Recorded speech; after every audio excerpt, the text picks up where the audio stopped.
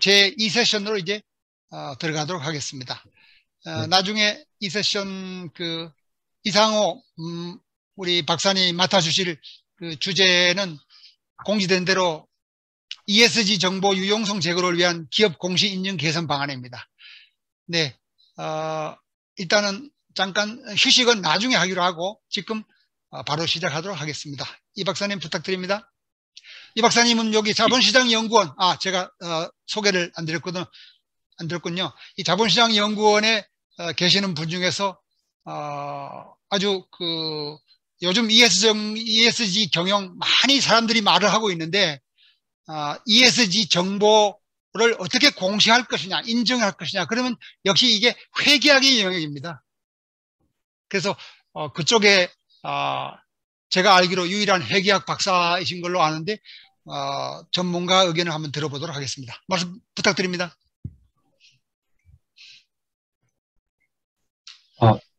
화면 잘 보이시나요? 네, 좋습니다. 네. 시작하도록 하겠습니다. 네. 안녕하십니까.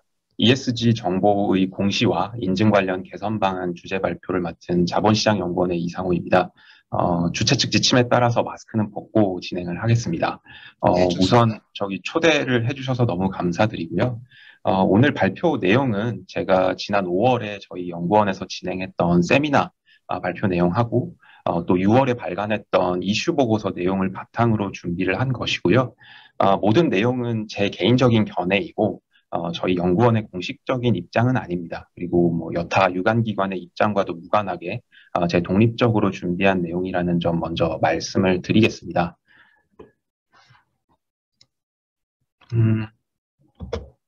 목차입니다.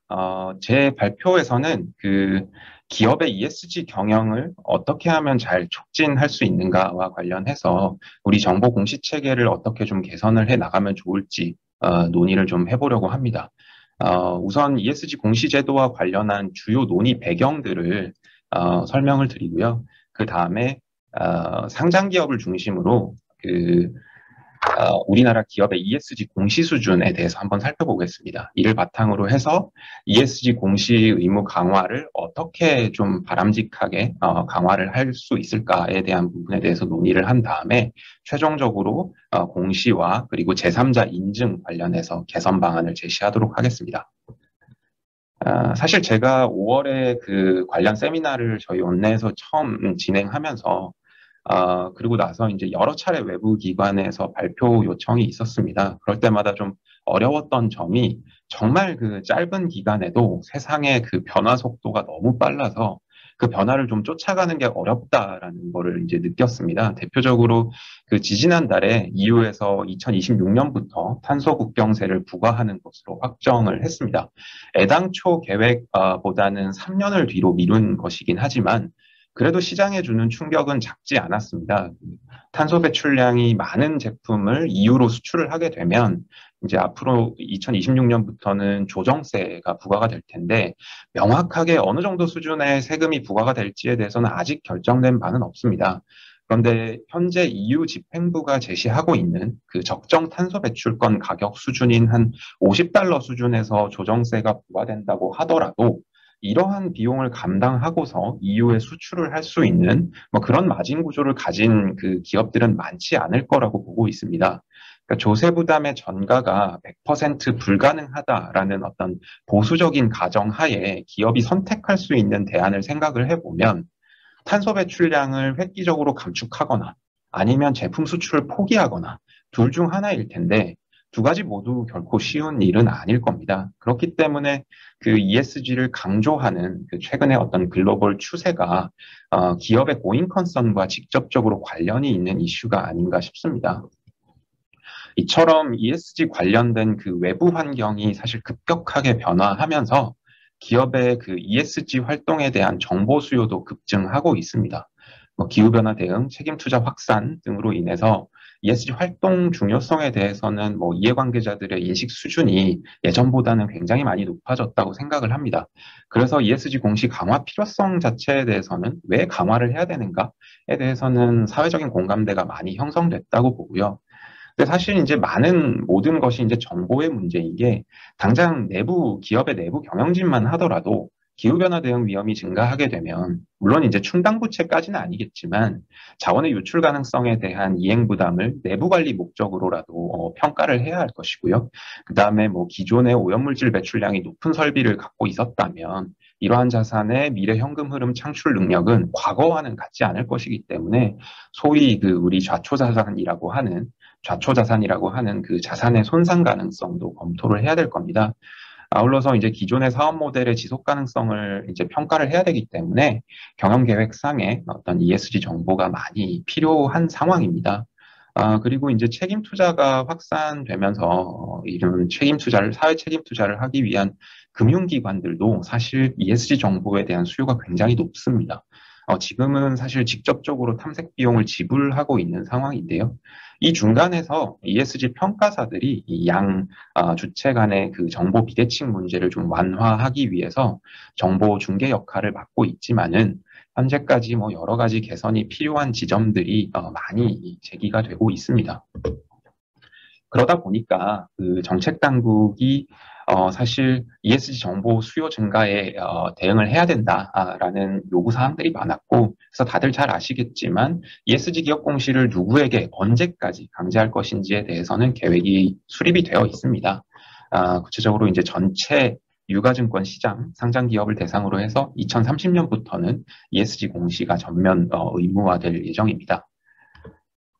다만 이제 어떻게 개선할지에 대해서는 여전히 좀 발전적인 논의가 필요한 상황이라고 생각을 하고 있습니다.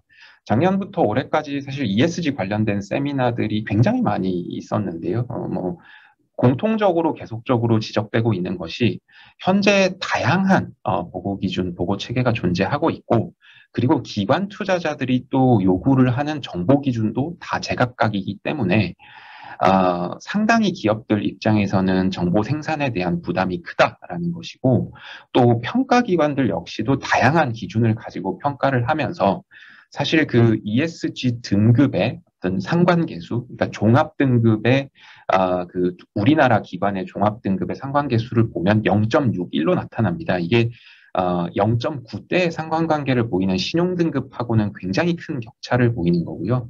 그 다음에 그 종합등급이, ESG 종합등급이 서로 다른 상이한 비율도 한 60% 정도가 되고, 이 평가자의 신뢰도를 의미할 수 있는 카파 계수도 0.22라서 굉장히 낮은 수치에 해당됩니다.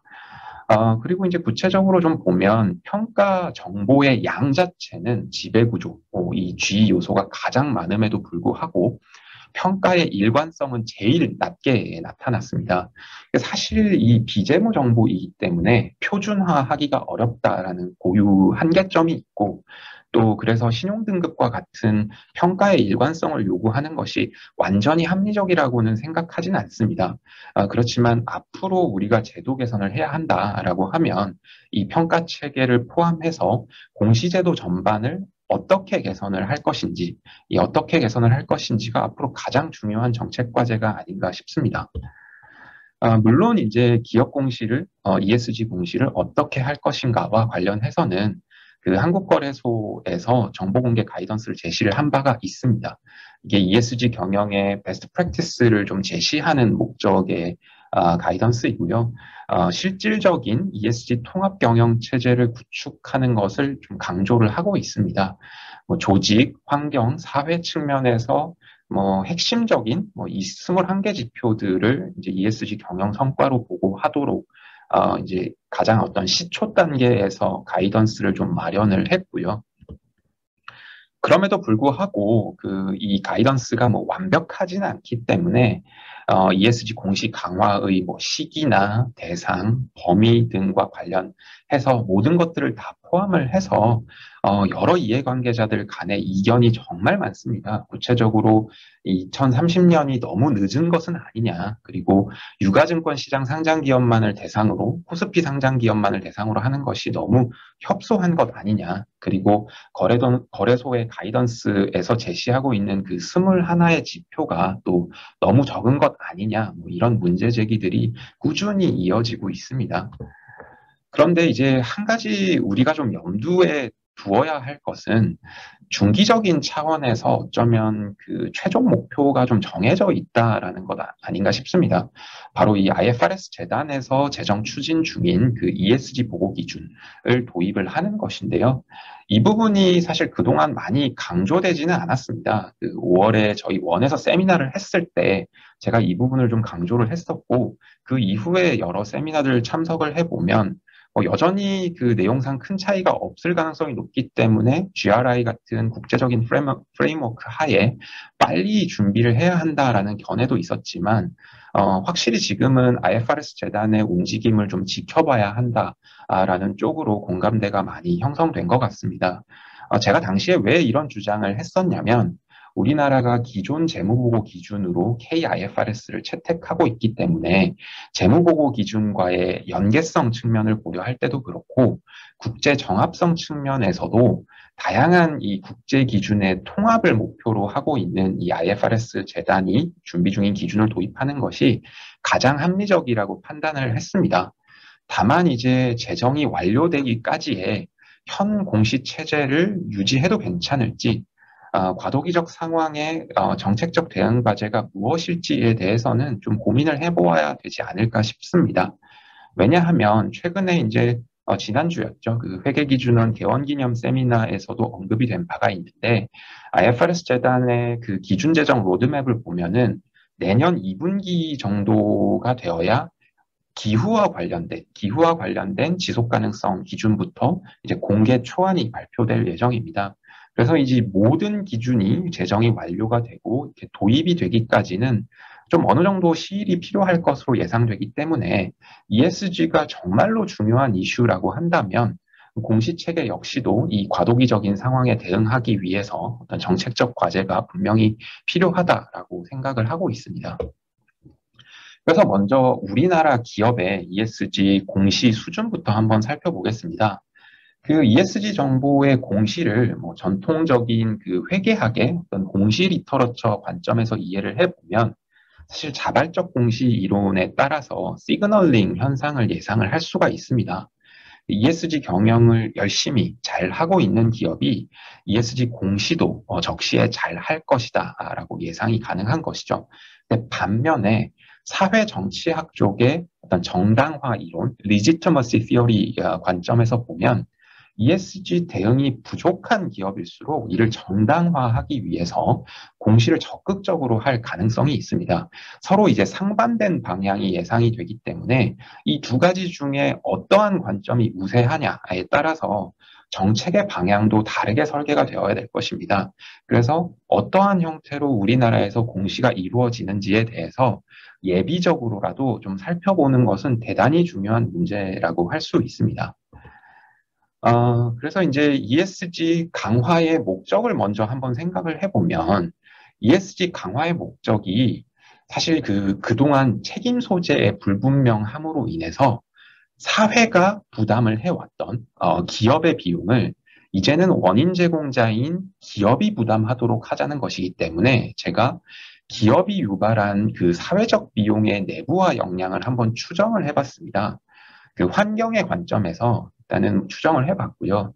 그래서 온실가스 배출권 할당 업체를 대상으로 해서 이 탄소 배출의 사회적 비용을 추산을 한 다음에 이를 영업이익과 비교를 해서 사회적 비용이 영업이익의 100%를 초과하는 그 탄소 보상 배율 1 미만인 기업을 환경 한계 기업이라고 정의를 했고요.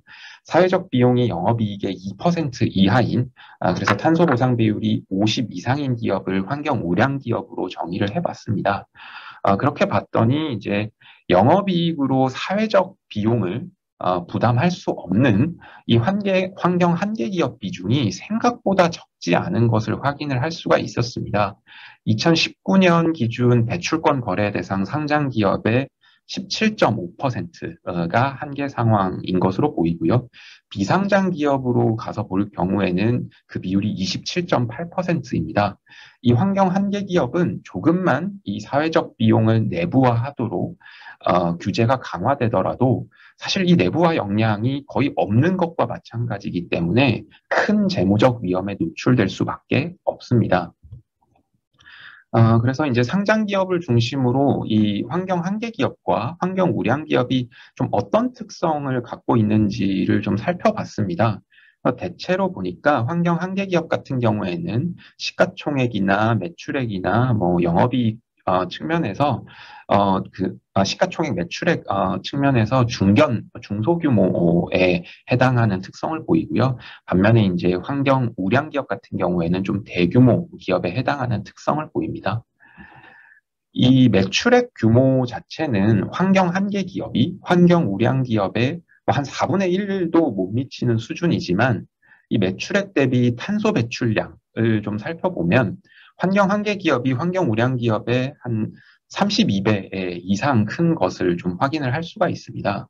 이 탄소 보상 비용의 추정치 역시도 환경 한계 기업이 194억 원, 환경 우량 기업이 한 70억 원 정도로 이제 나와서 사회적 비용의 유발 규모 측면에서도 환경 한계 기업이 한 2.8배 정도 높은 수준을 보이고 있습니다. 상장 시장별 개수 기준을 보면은 그 공시 의무화가 예정되어 있는 유가증권 시장보다는 코스닥 시장에서 환경 한계 기업 비중이 더 높은 것을 확인할 수가 있습니다. 다음으로 이제 환경 한계 기업과 환경 우량 기업의 이 공시 수준을 좀 비교를 해 보겠습니다.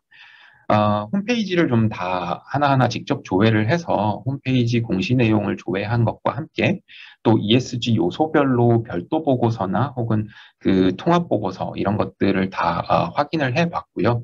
그 다음에 그 사업 보고서도 좀 확인을 해 봤는데요. 우선 이 홈페이지 상에 있는 별도 보고서, 통합 보고서를 포함한 그 공시 수준을 좀 검토를 해본 결과 모든 부문에서 이 환경 우량 기업의 공시 빈도가 더 높은 것으로 확인되었습니다. 특히 이제 GRI라든지 TCFD, 뭐 SASB 등 이 국제 기준 준용 비율이나 그 통합 보고서의 발간 비율을 보면은 상당한 격차가 확인이 됩니다.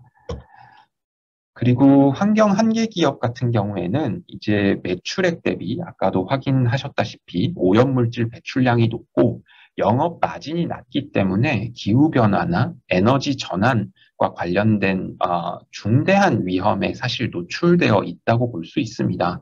그런데 이제 관련 규제 위험을 사업보고서상 공시한 기업은 10%에 불과했습니다. 오히려 환경 우량 기업이 더 높은 공시의 빈도를 보이고 있고요. 탄소 배출량 관련 그 주속 공시를 좀 살펴보더라도 올해가 이 배출권 거래제의 그 유상할당 범위가 기존의 3%에서 10% 이상으로 확대되는 시기여서 사실 탄소 보상 배율이 낮은 이 환경 한계 기업의 실질적인 비용 부담이 증가할 가능성이 높은데도 불구하고 이런 투자 판단에 필요한 배출량 주석 공시나 배출권 자산 부채 변동 이런 공시들이 이루어지는 비율은 굉장히 현저히 낮습니다. 그래서 투자 판단에 필요한 정보가 충분히 제공되지 않고 있다라고 볼 수가 있고요. 그리고 근로자에 대한 사실 기업의 안전 의무를 강화하는 중대재해기업처벌법에 대해서 재계에서는 사실 징벌적 손해배상이나 행정제재 이런 규정들을 명확한 사업 위험으로 인식을 하고 있는데 이를 사회요소에 대한 규제 위험으로 공시하고 개선 계획을 알린 기업은 극히 일부에 불과합니다. 마지막으로 그 ESG 활동이 기업 가치에 미치는 영향을 좀 실질적으로 예측할 수 있는 그런 정보를 공시한 사례를 좀 찾아봤지만 탄소 포집이나 그 재생에너지 사업, 뭐 이런 친환경 사업을 영위하는 기업을 중심으로 극히 드물게 좀 긍정적인 유리한 내용을 위주로 공시 사례를 좀 확인을 할 수가 있었고요. 그마저도 환경 우량 기업에 좀 국한되어 있다라고 볼 수가 있습니다. 앞선 이제 공시 수준 분석 결과를 바탕으로 보면은 그 자발적 공시 이론이 좀 더 지지가 되는 것 같고요. 그래서 그런 결과를 좀 바탕으로 해서 우리나라의 ESG 공시 의무를 어느 정도 수준까지 기업에 부과해야 하는지 좀 논의를 해보겠습니다. 뭐 적절한 예시가 아닐 수 있겠지만 학생들 성적을 모두 이렇게 공개를 해버리는 것이 설령 그 학생들의 경쟁심을 유발하고 그 학습에 대한 의욕을 높이는 효과는 있을 겁니다. 좀 재미가 있는 것이 ESG 관련된 그 연구 결과를 봐도 ESG 공시 쪽도 의무화를 강하게 드라이브를 했을 때 ESG 경영 활동에 대한 기업의 의욕이 높아지는 그런 효과가 있는 것으로 보고가 되고 있습니다. 하지만 이런 그 부작용들을 좀 생각을 해본다면 우리가 이제 full disclosure가 항상 최선일 수 없다라는 것은 뭐 너무나 자명한 것입니다. 뭐 우선적으로 이제 전반적인 ESG 공시 수준이 지금보다 향상될 필요가 있다는 데는 저도 동의를 하고 있습니다. 그러니까 환경 우량 기업들이 환경 한계 기업에 비해서 ESG 대응 수준이 높고 공시 수준도 높았지만 이 전 세계적인 그 ESG 규제 강화 기조로 볼 때 공시 의무는 좀 확대할 필요가 있다라는 생각을 갖고 있습니다. 우리나라 기업의 수출 비중이 높은 국가들 중에 중국, 미국, 그리고 유럽연합 국가들, 그리고 홍콩, 일본, 뭐 이런 국가들이 최근 ESG 관련 규제나 공시 의무가 이제 동시에 확대되고 있는데 해당 권역에 대한 우리 수출 비중을 살펴보니까 최근 5개년 평균 61%입니다. 특히 이제 EU 같은 경우에는 서플라이 체인 수준에서 ESG 위험 요인에 대한 중요성 평가를 강조하고 있는데 그걸 바꿔 말하면 ESG 대응 수준이 낮은 기업과는 밸류 체인을 공유하지 말라는 의미입니다. 그러니까 고객과의 계약에 사실 유의적인 영향을 미칠 수 있는 원칙이기 때문에 우리 기업들의 대비가 필요하고 관련 내용을 외부 이해관계자에게 좀 투명하게 공시할 필요가 있다라고 생각을 합니다. 이에 이제 제가 연구 배경에서도 좀 언급을 드렸지만 현행 그 공시 의무화 정책의 추진 일정이 뭐 주변국들에 비해서 좀 신속하지 않고 강제 공시의 대상도 좀 협소한 것 아니냐라는 비판이 많이 있기는 합니다. 뭐 미국 같은 경우에도 사실 상세한 내용에 대해서 자율 공시에 맡겨두고 있었는데요. 작년 말에 개정된 그 비재무 보고 기준에 대한 공시 규정을 담고 있는 그 레귤레이션 SK 관련된 조항을 보면 기존에는 환경 관련된 중요 규제 위험에 대해서만 공시를 의무화하고 있었는데 이 환경이라는 단어를 삭제를 했습니다. 그래서 이제는 E든 S든 G든 중요 규제 위험에 대해서는 의무적으로 공시를 하라는 것이죠. 근데 이제 자율 공시가 좀 무슨 의미가 있느냐라는 그 생각을 할 수가 있습니다. 특히 이제 제가 회계학 쪽이 아닌 이제 다른 분야에 가서 발표를 하면 특히나 이제 그런 부분에 대해서 의구심들을 많이 제기를 하시는데요. 그 회계학 리터러처를 좀 생각을 해보면 사실 ESG 성과 정보에 기초한 그 자원 배분의 효율성 제고는 자율 공시를 통해서 가장 효과적으로 달성을 할 수가 있습니다. 기본적으로 ESG 정보의 미공시는 외부 이해관계자로 하여금 부정적인 신호를 주게 되고 탐색 비용을 유발하기 때문에 궁극적으로 기업 가치에 악영향을 미칠 수밖에 없습니다. 그래서 자율공시 체제 하에서 ESG 대응 수준이 높은 기업은 ESG 대응 수준이 낮은 기업하고 동일하게 부정적인 평가를 받는 이 역선택 상황에 놓이지 않을 요인이 생기게 되고 그래서 최적의 비용 수준에서 자발적 공시를 하게 됩니다. 이는 앞선 공시 수준 분석에서 ESG 대응 수준이 높은 환경 우량 기업이 환경 한계 기업보다 더 많은 공시 빈도를 보인 것과 무관하지 않다라고 생각을 합니다. 물론 공시 의무화 또한 순기능이 있습니다. 일단 공시 정보의 양이 증가하고 표준화된 정보가 제공되기 때문에 평가 체계의 객관화 가능성을 기대할 수 있고요. 그리고 예시로 말씀드렸지만 그 비교 기업군이 생기면서 피어 프레셔가 발생하기 때문에 자체적으로 ESG 대응 수준을 강화하게 되는 그런 자체 규율 효과를 기대할 수 있습니다. 그렇지만 관련 연구 결과들을 좀 살펴보면은요, ESG 정보의 경우에 그 특성상 해석과 가치 판단에 정말 다양한 선호 체계가 존재합니다. 그래서 정보 양의 증가가, 정보의 표준화가 평가의 객관성을 오히려 떨어뜨리는 것으로 실증이 된 바가 있습니다. 즉, 평가 체계의 객관화, 평가 체계의 개선은 공시 의무화로 좀 기대하기가 어려운 상황이라고 보여지고요. 자체 규율 효과는 어느 정도 유의성이 있는 연구 결과들이 보고가 되고 있습니다. 하지만 이런 질문을 좀 던지지 않을 수가 없습니다.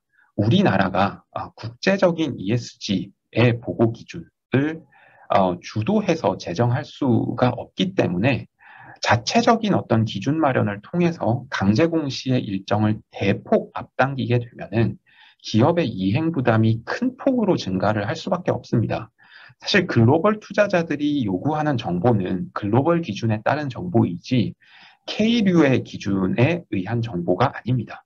그래서 자체 기준 강화는 불필요한 정보의 전환 비용을 유발을 할 것이고, 향후에 또 IFRS 재단의 그 ESG 통합보고 기준을 도입하는 과정에서도 또 재차 전환 비용이 발생할 가능성이 높습니다. 그래서 이러한 그 비용들을 감당할 만큼 현재 ESG와 관련해서 기업의 규율이 시급한 상황인지, 그래서 그러한 편익이 비용보다 클지에 대해서 곰곰이 좀 따져보아야 하지 않나라는 생각을 갖고 있습니다.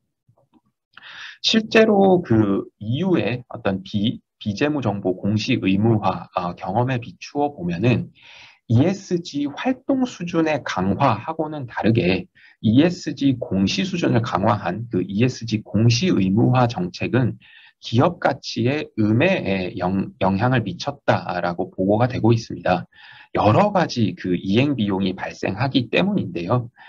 그 와중에 공시 의무화가 이 기업 가치하고 양의 관련성을 보인 집단, 유일한 집단은 바로 과거에 ESG 대응 수준이 높으면서 공시 의무화 이전에 자발적으로 ESG 정보를 공시했던 기업들입니다. 이러한 그 difference in difference, 그러니까 서로 다른 정도가 어떻게 변화했느냐와 관련된 그 학계의 실증 결과들을 살펴보면요, 결국 자발적 공시하고 의무 공시, 이 강제 공시 간에 상호 보완적인 역할이 필요하다라는 생각을 하게 됩니다. 따라서 사업 위험과 관련한 최소한의 어떤 ESG 정보는 공시를 의무화하되, 상세 정보에 대한 공시는 좀 자율 공시의 영역으로 두어서 기업들이 좀 스스로 시장의 신뢰를 구축할 요인을 제공하는 것이 바람직하다고 생각을 합니다.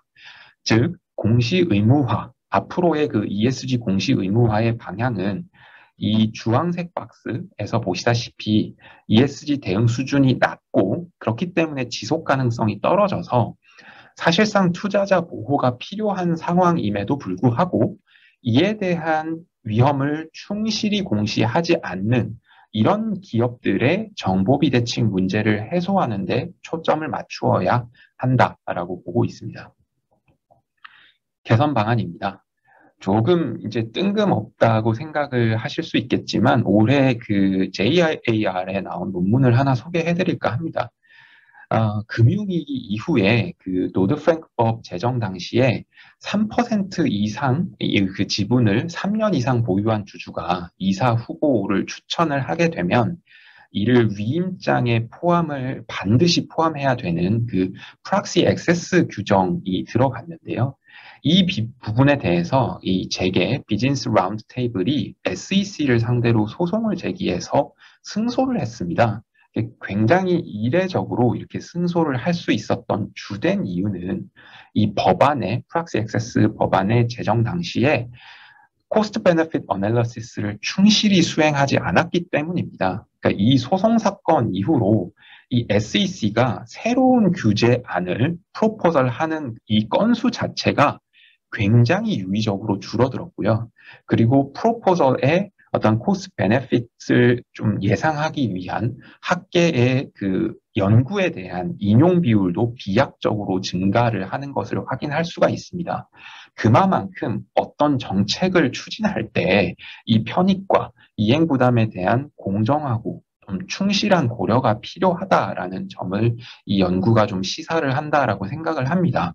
그래서 저도 사실 많은 개선안들, 좋은 개선안들 제시하면 좋겠지만 우리가 처해 있는 그 제약 조건, 현재가 ESG 공시 의무화의 어떤 과도기적인 상황이라는 점, 그리고 ESG 활동에 대해서는 이해관계자들 간에 매우 다양한 선호 체계가 존재한다는 점, 이런 것들을 좀 감안을 해서 실현 가능성이 높은 개선안을 위주로 좀 제시를 해보고자 합니다. 먼저 그 중요 ESG 정보는 사업 보고서상 사업의 내용 또는 투자자 보호를 위하여 필요한 사항에 좀 공시를 의무화할 필요성이 있습니다. ESG를 강조하는 그 국제경제 질서의 변화는 수출 비중이 높고 중간재 생산 비중이 높은 국내 기업을 중심으로 보면은 재무적 위험성하고 굉장히 직결되는 중대한 사안입니다.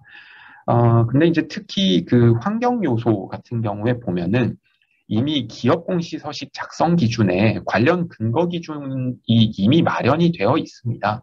이 해석을 어떻게 하느냐의 그 문제인데요. 아마도 이제 근거 기준이 이미 마련되어 있기 때문에 환경 한계 기업에 대해서는 투자자 보호 차원에서 이미 이에 준수 여부를 좀 면밀히 감독할 필요가 있다라고 생각이 들고요. 그리고 이 부분에 대해서 미국과 같이 환경에 대한 규제 영향으로 범위를 제한하지 않고 범위를 좀 확장하게 되면은 이뿐만 아니라 S나 G에 대해서도 근거 규정을 만들 수 있을 것으로 보입니다. 그리고 관련 내용 공시는 기존의 카테고리를 좀 그 활용해도 좋지만 최근에 그 정기보고서의 공시 서식이 카테고리별로 해서 굉장히 일목요연하게 내용을 확인하기 쉽게 개편이 됐습니다. 그래서 예전보다 필요한 주제들을 발췌해서 보기 편해졌는데요. 이런 개편 방향을 좀 고려하면 ESG 관련해서도 별도의 카테고리를 신설을 하는 것을 검토해 볼 수 있겠습니다. 그리고 이제 중요 ESG 정보에서 무엇을 중요하다라고 보고 공시를 하게끔 할 거냐라고 했을 때 이 중요성 문제가 있는데요.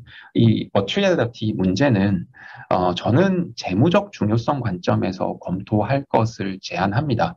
물론 이제 경제, 환경, 사람 뭐 이런 외부 환경 요인에 대해서 기업이 어떠한 영향을 미치느냐가 그 굉장히 중요한 요인이긴 합니다.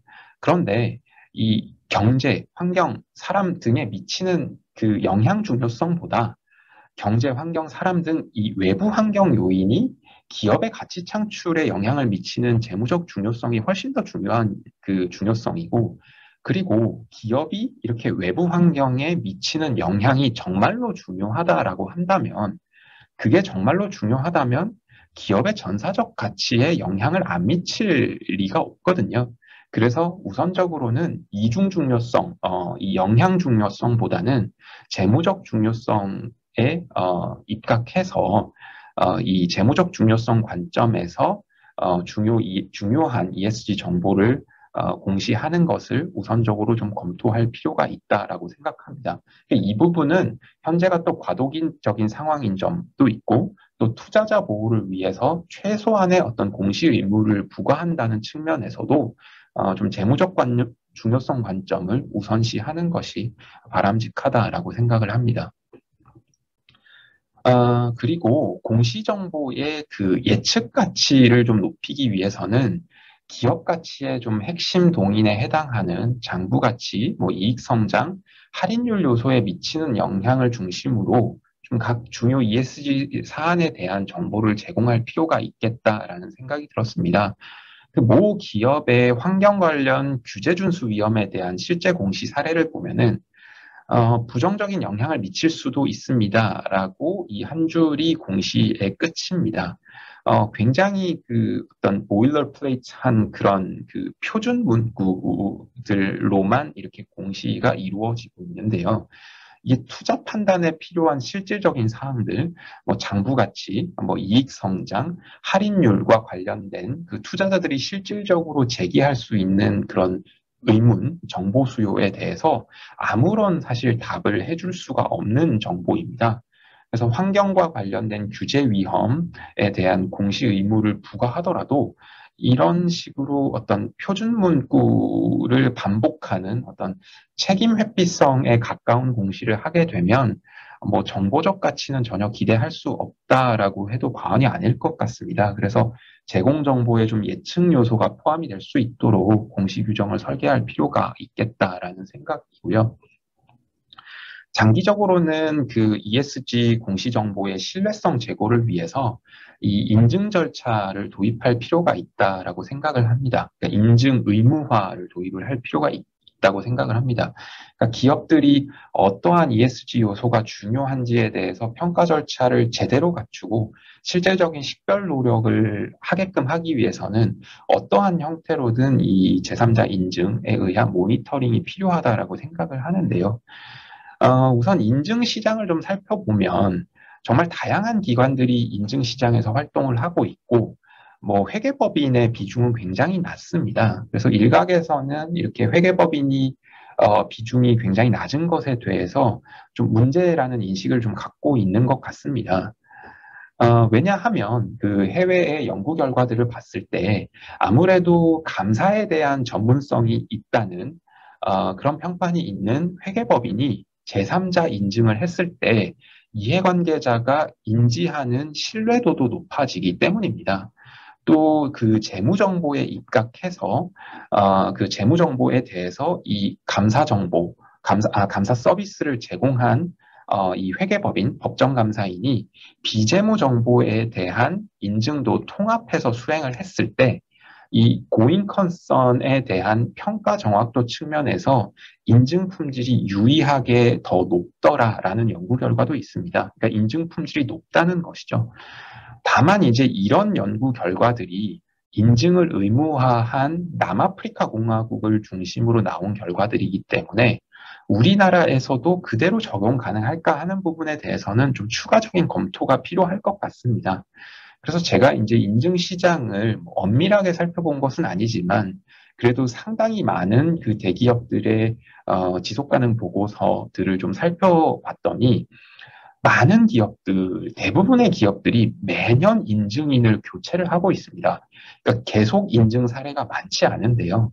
그러니까 감사인이 만약에 빈번하게 교체된다, 매년 교체된다라는 것을 상상을 해보시면 감사 품질이 유지될 수 있다라고 예상을 하시는 분들은 아마 없을 겁니다. 연구 결과도 그러하고요. 그래서 이렇게 인증인이 지금 빈번하게 교체되고 있는 현상은 바람직한 현상은 아니라고 판단이 되고요. 그리고 기업의 지속 가능 요소에 대해서 정말 깊은 이해도가 없이 인증이 이루어질 수도 있겠다라는 우려도 들었습니다. 그러니까 계속 교체를 한다는 것 자체가 초도 인증 비용에 대한 부담이 그렇게 크지 않다라는 것인데, 그렇다면 인증 시장에서 지금 결정되고 있는 이 시장 가격 자체도 정상적으로 형성된 가격이 아닐 가능성이 있어 보입니다. 그리고 뭐 인증인들이 이렇게 개선 권고 사항을 이렇게 권고하는 경우들이 있는데 이런 부분들이 그 다음 해에 개선이 되었느냐 또는 그 다음 해에 개선이 되었느냐를 좀 살펴보면 개선이 안 된 경우들이 대부분이고요. 그렇다면 그 개선안은 또 합리적이냐라고 이렇게 봤을 때 지속가능 보고서에 잘 제시가 되어 있는 부분인데도 불구하고 개선 권고 사항에 들어간 것 같은 그런 판단이 드는 권고 사항들도 있어서 과연 지금 인증이 좀 좋은 품질로 이루어지고 있느냐에 대해서는 좀 엄밀한 검증이 필요한 단계가 아닌가라는 생각을 하게 됐습니다. 그래서 앞서 말씀드린 어떤 그 시장의 미시구조적인 그런 문제들뿐만 아니라 기준 측면에서도 사실 인증 의무화가 이 소위 ESG 워싱을 견제할 수 있을지에 대해서 좀 면밀하게 좀 검토를 해봐야 된다라고 생각을 합니다. 이게 사실 영상으로 송출이 된다라고 해서 제가 일부러 해외 사례를 찾았는데요. 이탈리아의 한 정유사가 2019년 이전부터 자사의 디젤을 친환경 디젤이라고 허위 과장 광고를 해왔습니다. 그런데 2019년도에 지속가능 보고서 아무 문제 없이 인증 통과했습니다. 그 이후에 2020년 초에 허위 과장 광고가 적발이 돼서 500만 유로의 그 벌금을 부과받았는데요. 그 이후에 2020년 5월에 발간한 지속가능 보고서 역시 아무 문제 없이 인증을 받았습니다. 왜 문제 없이 인증을 받을 수 있었는지는 외부자로서는 정확히 알 길이 없지만 2019년, 2020년 두 해의 지속가능성 보고서를 살펴보면 이 친환경 디젤, 그린 디젤이라는 보고서, 그린 디젤이라는 그 언급이 보고서 내에 단 한마디도 없습니다. 그러니까 보고서에 기재된 내용에 대해서 인증인의 그 인증과 검증이 이루어지기 때문에 경영자가 불리한 내용을 누락하게 되면은 소위 ESG 워싱을 하고서도 얼마든지 지속가능 보고서의 인증을 통과할 수 있다는 얘기입니다. 그러니까 불리한 내용, 부정적인 내용을 경영자가 재량적으로 누락할 수 없게끔 보고 기준부터 그리고 인증 기준을 좀 제대로 마련을 해야 이 인증이 의미가 있을 것 같고 인증 의무화도 제대로 된 그 모니터링 효과가 나타날 수 있을 거다라고 생각을 합니다. 그리고 이제 인증 의무화를 여러 가지 이제 보고 기준, 인증 기준을 좀 보완을 한 다음에 인증 의무화를 검토를 하더라도 이 인증 비용이 정말 걸림돌인데요. 유럽연합 기업들의 그 이 비재무 정보에 대한 평균적인 인증 비용, 굉장히 광범위하게 그 의무화를 검토를 했기 때문에 이 인증 비용을 시뮬레이션한 결과가 있습니다. 인증 수준에 따라서 조금 차이가 있지만 이 중소기업 SME들도 2,300만 원에서 3,800만 원 정도의 인증 비용이 매년 발생할 것으로 추산이 됐습니다. 이게 유럽연합 기업들의 그 전체 비재무 보고 그 지침에 따른 비재무 그 정보 보고서 전체에 대한 인증 비용이기 때문에 금액이 다소 크게 산출된 영향도 있지만 우리나라에서 정말 이행 부담이 얼마만큼 될지 별도로 정말 엄밀하게 좀 추정이 필요하다라고 생각을 합니다. 그래서 기업의 이행 부담도 좀 고려를 하면서 실질적인 그 ESG 경영을 촉진하는 측면에서는 저는 우선은 중요성 평가 절차의 적정성을 중심으로 좀 인증 대상을 한정하는 방안을 제안을 합니다. 물론 이제 이렇게 제안을 하더라도 비용 편익 분석이 반드시 필요할 것이고요. 마지막으로 좀 제안을 드리는 것은 기존의 그 사업보고서 공시, 그리고 거래소 공시, 개별법상 공시로 여러 근거 규정에 따라서 사실 다양한 공시 채널에 ESG 정보들이 산발적으로 좀 공시되고 있는 측면이 있는데 이를 좀 재정비를 해서 공시 채널을 일원화할 필요가 있다라고 생각을 합니다. 그런데 이 부분은 그 지금 현재 거래소에서 ESG 통합 공시 플랫폼을 만들고 있는 것으로 알고 있습니다. 그래서 관련 추진 내용들을 좀 확인하면서 정비가 필요하지 않을까 생각을 하고 있습니다. 지금까지 이제 제가 정말 많은 내용들을 말씀드렸는데요. 그 ESG 공시제도라는 것이 최선의 정답이 있는 분야는 아니라고 생각을 합니다. 그 ESG 공시제도가 현재 엄밀한 실증 분석 자체가 불가능하기 때문에 실증의 영역은 명백히 아니고요. 철저히 이제 가치 판단의 영역이라고 생각을 합니다. 그렇기 때문에 누구에게 언제까지 그리고 무엇을 어디에 어떻게 공시하게끔 할 것이냐를 얼마만큼 합리적으로 제시할 수 있느냐가 좋은 정책의 판단 기준이 아닐까 싶습니다. 저 같은 경우에는 모든 상장 기업에 대해서 그 사업 위험에 중대한 영향을 미치는 중요 ESG 요인에 대해서는 최대한 빠른 시일 내에 사업 보고서 상에 의무적으로 공시하는 방안을 제안을 하고 있습니다. 기초적인 분석이었지만 그 주요 기준 제정 기구들이 가장 그 재무적 위험성이 높은 요소라고 판단하고 있는 그 환경 위험 측면에서 우리나라의 자발적 공시 메커니즘이 작동하고 있음을 확인했기 때문이거든요. 그래서 상세 공시에 대한 의무화보다는 투자자 보호 측면에서 시급한 그 정보 비대칭적 상황을 해결하는 데 좀 주안점을 둘 필요가 있을 것 같고요. 그리고 이런 판단을 했던 데는 제가 국제적인 기준이 진행 중이라는 그 과도기적인 상황인 점, 그리고 또 우리나라가 그러한 기준 제정을 좀 주도할 수 없는 입장, 이런 것들도 감안을 했습니다. 아울러서 이제 그 최근 그 ESG 공시와 관련된 국회 입법 동향을 보면요. 자본시장법의 세세한 그 의무 공시 사항을 두는 이 규정 중심을 그 입법 발의안들이 좀 많이 그 들어오고 있습니다. 그런데 법적인 안정성을 생각을 한다면 법안은 원칙 중심으로 만들고 그리고 세부 내용은 시행령이나 공시서식 작성 기준에서 다루는 것이 맞다고 판단을 합니다. 그리고 예측 정보가 좀 효과적으로 공시될 수 있도록 세이프 하버 조항도 검토할 필요가 있다라고 생각을 하고요. 그다음에 인증 의무화와 관련해서는 인증의 뭐 주체라든지 범위 그리고 검증 수준에 대해서 검토할 사항들이 정말 많은데 그런 논의도 분명히 필요하겠지만 그 이전에 현재의 그 보고 기준, 인증 기준부터 좀 인증 의무화가 실효적으로 이루어질 수 있도록 손을 볼 필요가 있다라고 생각을 합니다. 아울러서 이제 이 모든 과정에 있어서 좀 이행 부담에 대한 고려가 있어야겠습니다. 그래서 앞서도 말씀드렸지만 저는 얼마든지 그 제가 생각했던 것보다 합리적인 방안이 나올 수 있다라고 생각을 하고요. 그래서 앞으로도 많은 갑론을박이 있어야 한다고 생각을 합니다. 다만 이제 ESG 경영을 잘하는 것과 이를 공시하는 것은 다른 차원의 문제라는 점을 좀 인식할 필요는 있겠고요. 학계 또는 실무에 계시는 많은 분들께서 좀 적극적으로 의견 개진을 해주셔서 ESG 기업 공시 제도가 앞으로 합리적인 방향으로 확립될 수 있기를 기대하면서 제 발표는 여기까지 마치도록 하겠습니다. 다시 한번 초대해 주셔서 감사합니다. 예, 감사합니다. 이 박사님 수고하셨고요. 그 두 번째 주제와 관련해서 채팅 우리 Q&A 하는 시간이 있는데요. 거기에도 우리 채팅해 보니까 특별하게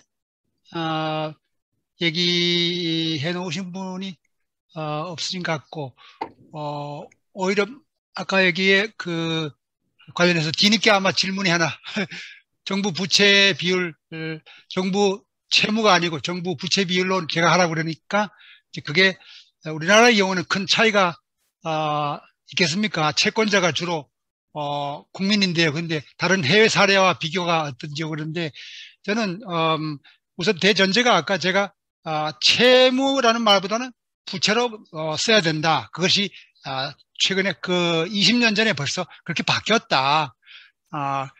만약에 채무를 자꾸 주장을 하려고 그러면 채무의 반대말은 채권이거든요.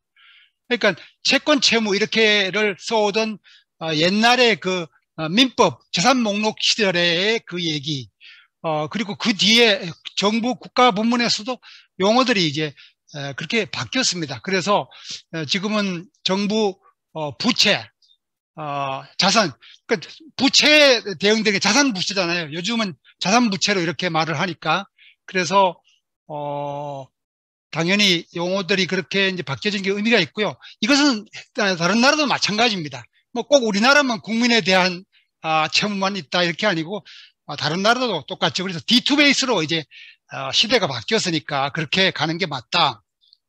그것은 공무원분들도 마찬가지고 우리 기자님들도 이제 그거를 지금 보도 자료에서 자꾸 그렇게 D1 기준으로 해서 하니까 그거를 그냥 그대로 인용을 하는데 전문가 입장에서 보면은 세상이 바뀌었고 개념도 많이 바뀌었고 학문도 많이 발전되어 가지고 옛날에 그 재정학 경제학 그 중심의 학자들이 이제 하시던 영역이 이제 더 분화가 돼서 심화돼서 회계학자들이 그 많은 연구를 해 놓았고 거기에 따라서 벌써 국제적으로도 바뀌었다 그런 추세를 말씀을 드리는 것이고요. 지금 여기 ESG와 관련된 걸로 뭐 시간이 지금 휴식 시간도 드려야 되고 해서 그냥 잠깐 간단한 제 코멘트만 우리 서로 공부하는 입장에서 말씀을 드리면요. 우리 슬라이드를 우리 지금 공유를 우리가 이 박사님이 해주실래요? 여기서 이 박사님이 해주실래요? 가지고 계시니까 거기에 그 슬라이드 우리 저 슬라이드 7번, 가지고 계신 슬라이드 7번 한번 해주시죠. 거기에 한국거래소 자료 공유를 잠깐 한번 띄워주실래요? 이상호 박사님? 네, 아, 제가 공유를 하겠습니다. 예, 자료를 지금 컨트롤을 이 박사님이 하고 계시니까 네, 여기에 그 우리 시청자분들을 위해서 제가 말씀을 이제 드리는데 지금 그 정책당 공시 의무화는 저는 당연히 의무화를 해야 된다고 봅니다. 지금까지의 그 자율 공시를 해왔더니 그 상황이 어떻게 됐냐 하는 거는 거기에 슬라이드 앞에 하나 더 봐주실래요? 앞에 5번 슬라이드를 봐주시죠. 거기에 보시면은 우리 저 시청자분들 보시는 것처럼 지금은 1단계 자율 공시 시절이거든요. 지금 ESG 기업 공시를 그래 맡겨놓은 그것을 25년까지 이제 끌고 가겠다 이렇게 했는데 이것이 25년도에 다시 들어와서 이제 의무 공시로 이 연도 표시도 중복을 이렇게 하면 안 되죠. 그러면은 25년이 양쪽에 지금 중복이 되고 있는데, 자율공시 시대냐, 의무공시 시대냐, 이거를 뭐, 회계연도가 뭐, 12월 말 법인 아닌 경우도 뭐, 생각해서 이렇게 했다고 말을 할 수도 있지만, 그거는 그 우스꽝스러운 답변이고, 일단은 12월 말 법인이 대종이니까 우리가 모든 자료를 할 때는 말이 없으면 12월 말 기준으로 하는 것이죠. 그래서 당연히 이것을 의미는 어떻게 자료가 이렇게 나왔는지 모르겠는데 25년 안에부터 의무공시를 한다는 2단계로 들어가는 것이고 앞에 1단계는 24년으로 이제 끝나야 되겠죠. 근데 어쨌든 지금은 21년이니까 하니까 자율공시인데 이 자율공시를 했더니 어떻게 됐습니까? 여기 자료에 그 뒤에 제시도 되었습니다만 전체 그 우리 상장법인 숫자만 하더라도 지금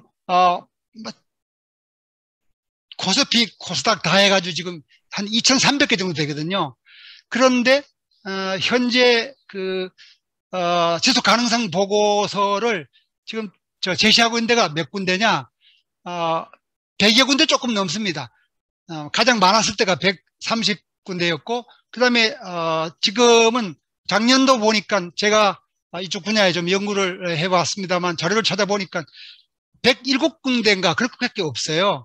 그러니까 기업들이 자율공시를 하니까 지금 뭐 그 의무공시 좀 늦춰달라 이렇게 하는데 사실은 저희가 객관적인 입장에서 볼 때 조금 부담은 되시겠죠. 그렇지만은 의무공시로 안 하면은 기업들이 이렇게 협조를 안 합니다. 자기들 하는 데가 아주 소수에 지나지 않는 것이죠. 아주 대기업들이 또 그것도 주로 홍보 목적으로 좀 내용을 좋은 쪽만 얘기하고 나쁜 쪽은 많이 이제 숨기는 것이 그 일반적인 우리 심리잖아요. 그래서 그거는 뭐 아니죠.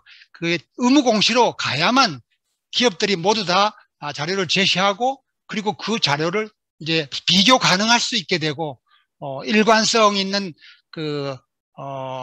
우리가 그 검토 평가를 할 수가 있게 되죠. 그래서 기준을 제대로 작성을 해야 된다 하는 얘기는 할 수 있습니다만은 그건 보고 기준 그 평가 기준의 차원으로 이제 다음번으로 얘기하고 그래서 일단은 의무공시로 가야 자료를 전부 다 그 2,300개 기업들이 다 내게 되겠죠. 그렇게 하고 이건 나아가서 이제는 뭐 대기업뿐만 아니죠. 중소기업도 그 ESG 공시를 요구한 게 그 국제적으로도 그렇고 우리나라도 마찬가지고 이제 뭐 전부 다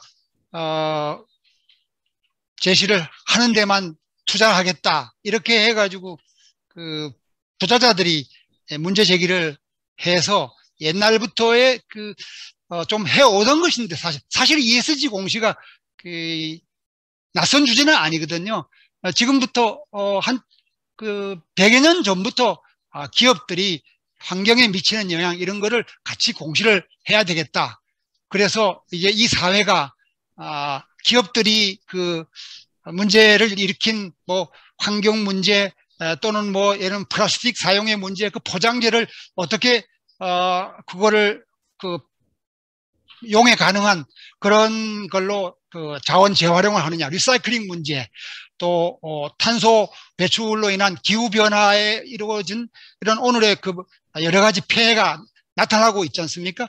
여기 대응하는 문제. 그래서 우리 사회 전체의 차원에서도 기업들이 그 기여를 해야 되겠다. 기업들이 일으킨 제품에 그 관련된 제품 서비스에 관련된 문제를 스스로 좀 협조적으로 해결을 하는 쪽에 적극 관여해야 되겠다. 이런 이제 얘기가 되면서 다시 이제 부각이 된 것이죠.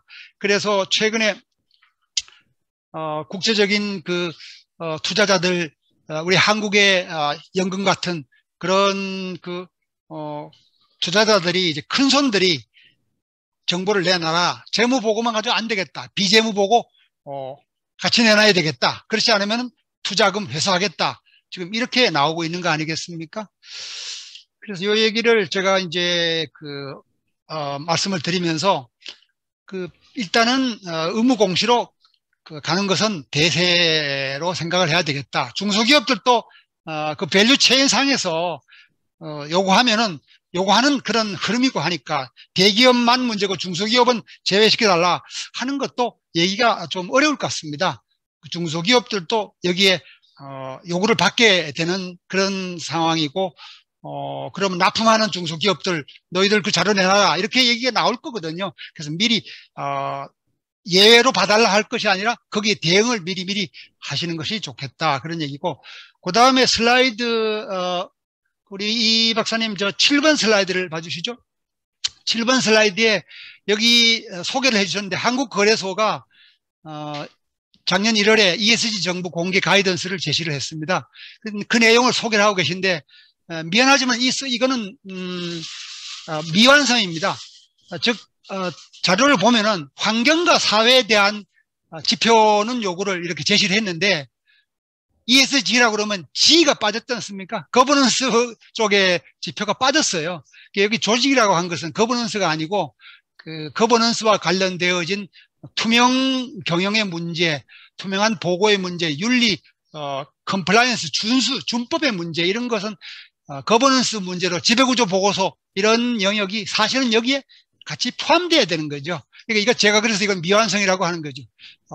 그 한국거래소는 아마 작성하신 분이 말은 ESG 공부라고 했지만은 지배구조를 포함하지 않고 있다, 빠지고 있다. 그러니 이거는 지배구조를 왜 뺐느냐? 제가 그런 문헌을 봤습니다. 지배구조 보고서가 별도로 있기 때문에 뺐다. 그래서 여기에는 그 지속가능 보고서 중심으로 했다 그러는데 그러면 ESG라는 말을 쓰지 말았어야죠. 그러니까 ESG라고 말을 일단 썼으면은 거버넌스와 관련되는 것도 같이 제시를 해야만 완성된 그 가이던스가 아니냐 이런 얘기가 나오고요. 그 다음 9번 슬라이드를 조금 봐주시죠. 9번 슬라이드에서 그 앞으로 이제 나아가야 할 방향을 얘기를 해주셨는데 IFRS 재단이 그 ESG 보고 기준이 예정이 되어 있다. 그러니까 앞으로 이제 그게 그 중요한 추세가 될 것이다, 기준이 될 것이다 이렇게 말씀하셨는데 맞습니다. 요거를 여기에 언급을 안 해주셨는데 바로 이 IFRS 재단이 그 ESG 보고 기준을 제정을 그 위임받아 가지고 다수 국제 기구들이 이 IFRS 재단, 우리 재무보고 재단이죠. 이 재무보고하는 재단에다가 요구를 했습니다. 당신들이 그동안에 잘 하고 있더라. 재무보고 기준을 잘 하고 있더라. 그러니까 비재무보고도 다른데 여러 군데 뭐 이렇게 좀 기관들은 많이 난립이 되어 있지만 그게 그 별로 신뢰성이 없고 다양해 가지고 기업들이 힘들고 그런다. 그래서 단일의 통합된 기준을 제정을 요청을 했습니다. 그래서 지금 IFRS 재단에서 뭐를 만들려고 그러면 거기 한번 시청하시는 분들 쓰셔도 좋습니다. ISSB입니다. I하고 S가 두 개인데요. International 그 Sustainability Reporting Standard입니다. 그래서 ISSB입니다. B가 이제 보드겠네요.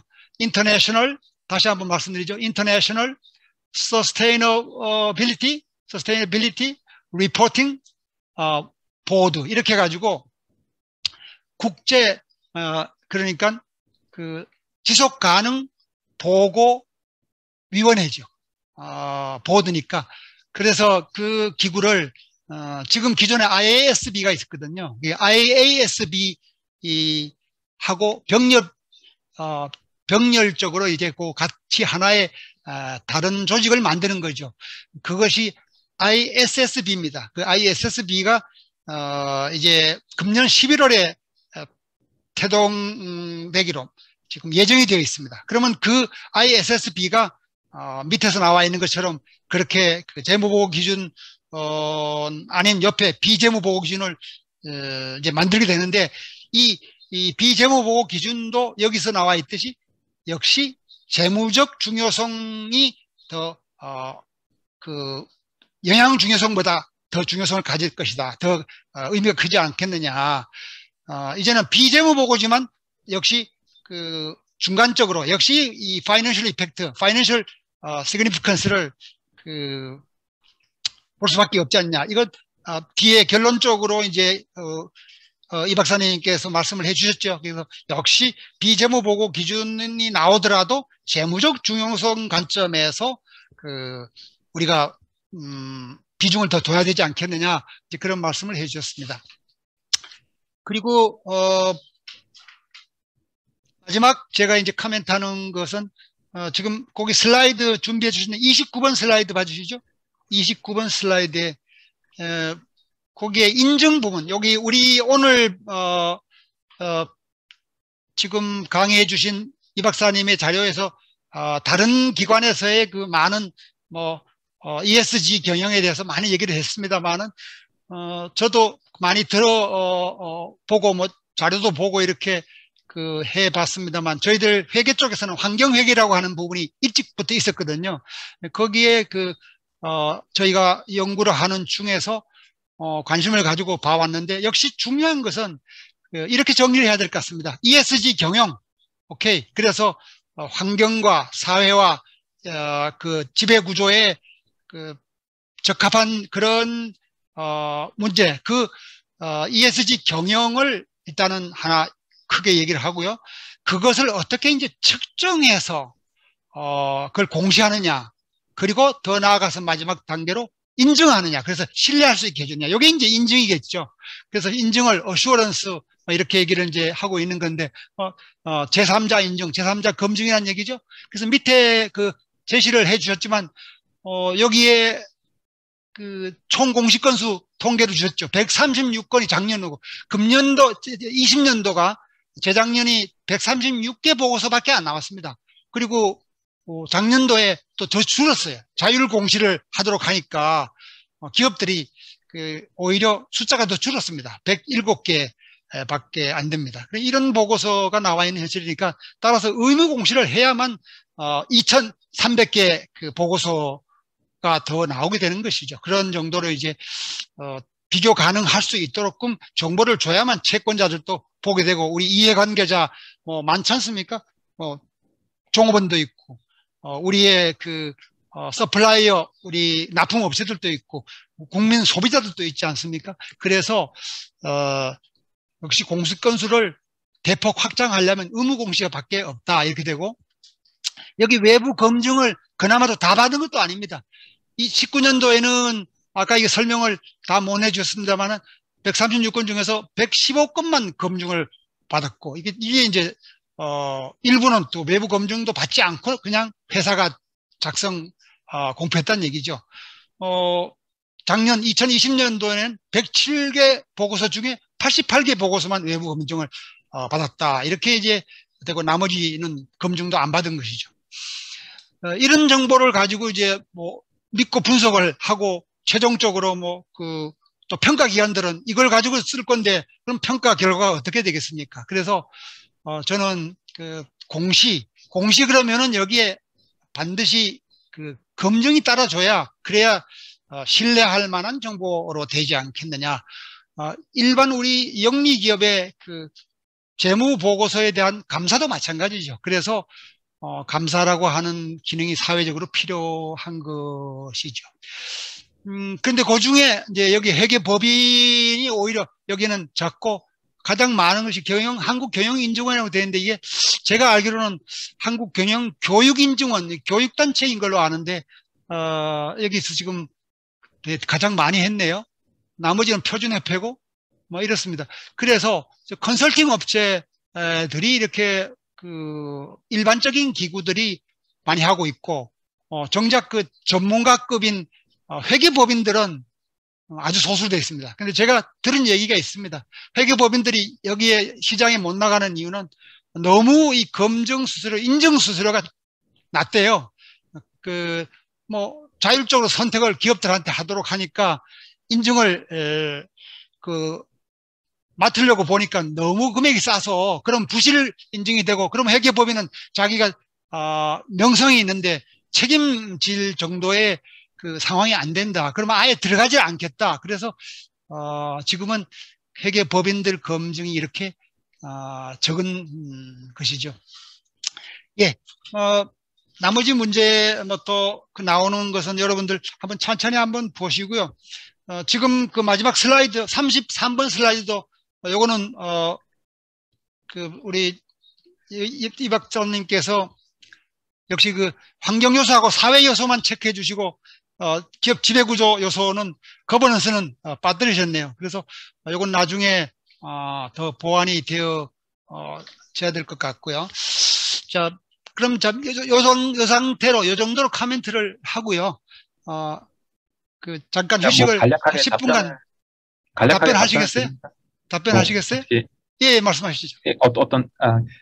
뭐 너무 좋은 코멘트 감사하고요. 뭐 다 전적으로 저도 동의를 하고 교수님 말씀에 동의를 하는데 이제 뭐 저의 입장이 아니라 이제 좀 중립적인 입장에서 좀 생각을 해보면 네. 홍콩 같은 경우에도 지배구조 쪽은 이제 그 건드리지를 못하고 있는 게 지배구조 보고서 관련된 이미 이제 그 법령으로 제도화된 스케줄이 있기 때문에 이런 부분에서 교통 정리가 이루어지지 않은 상황이어서 이제 거래소도 어쩔 수 없이 그러니까 지배구조 관련된 거는 그 이제 ESG 경영을 어떻게 할 것인가와 관련된 지배 구조를 이제 G 요소로 이제 보고하는 홍콩도 이제 그런 식으로 의무 공시화하고 있고요. 그 다음에 뭐 그 지배 구조 보고서가 따로 있습니까?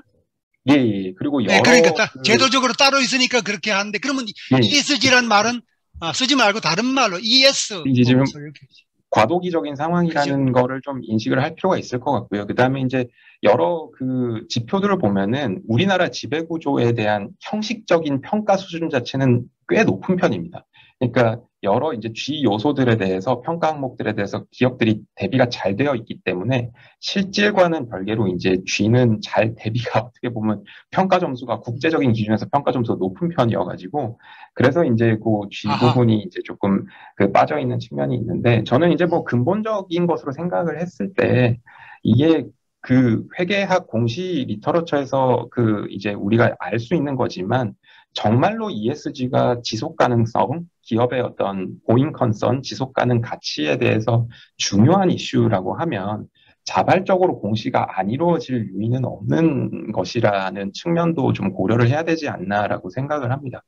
뭐 그 밖에 이제 뭐 너무 좋은 코멘트 감사하고요. 뭐 좀 더 제가 이쪽으로 더 일을 하게 될지 아닐지는 잘 모르겠지만 뭐 이렇게 말씀하신 부분 반영해가지고 뭐 더 이렇게 좀 발전을 해보겠습니다. 예, 감사합니다. 감사합니다.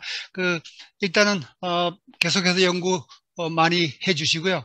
저희들 지배구조 보고서 말씀하셨는데 그게 저는 이번에 요와 관련해 가지고 ESG라고 하는 세상으로 요즘은 용어가 포괄적으로 이게 바뀌어지는 흐름이니까 얼마 전에 저희들 단체에서 사실은 이와 관련된 성명서를 냈는데요. 오히려 우리 기업들 부담을 덜어주는 측면도 제가 그 성명서에 건의를 했습니다. 대정부 건의 사항이죠. 지금 지배구조 보고서를 따로 하고 지속가능성 보고서하고 따로 있는데 ESG라고 들어왔으니까 이걸 그냥 보고서를 통합하는 것이 좋지 않겠느냐. 그래서 기업들 부담을 덜어주라. 지배구조 보고서를 기존에 그 단계적으로 과도기적으로 따로 요구했던 것을 이번에 ESG로 이름이 바뀌어졌으니까 그거를 통폐합을 하는 것을 이제 건의했습니다. 그런 면에서 앞으로 뭐 자연스럽게 통합이 되지 않겠나 싶은데요. 네, 뭐 그런 추이를 잠깐 말씀드렸고요. 계속해서 연구를 해주시죠. 네, 네, 감사합니다. 고맙습니다. 예, 고맙습니다. 네,